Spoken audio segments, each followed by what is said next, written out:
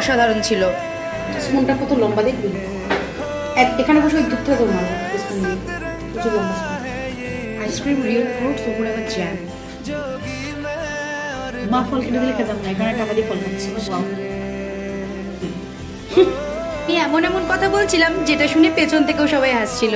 আর এখানে এত সুন্দর একটা গান বাজছিল না।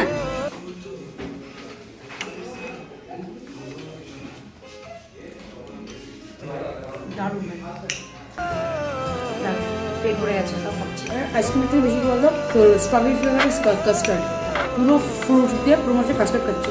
ঢোকের বসে খাবার তো খেয়ে ফেলেছিলাম গাইস, কিন্তু এখন বিলিং দেখে আমার মাথায় পড়লো হাত।